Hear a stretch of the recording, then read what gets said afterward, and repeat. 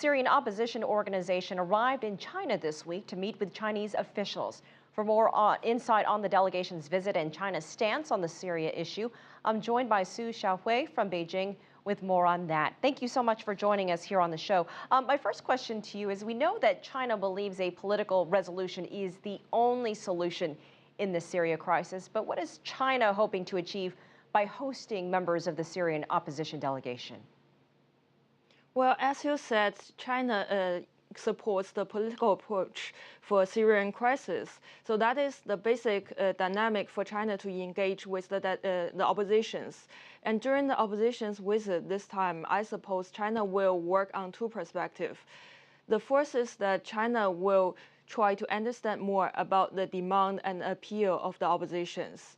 China believes that if we want to start a political dialogue, we need to understand the positions from the two parts, and we will try to find our solution accepted by two parts. So that is the why China wants to understand better.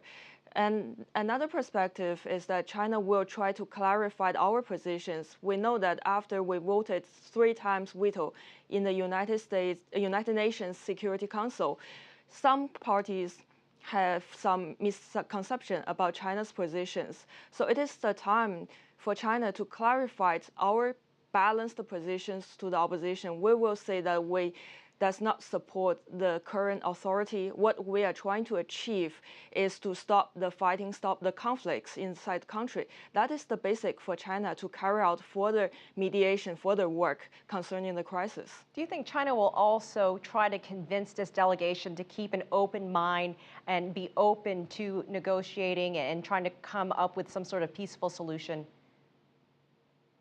Well, I suppose China will try to do that. The context is that we have an opportunity now.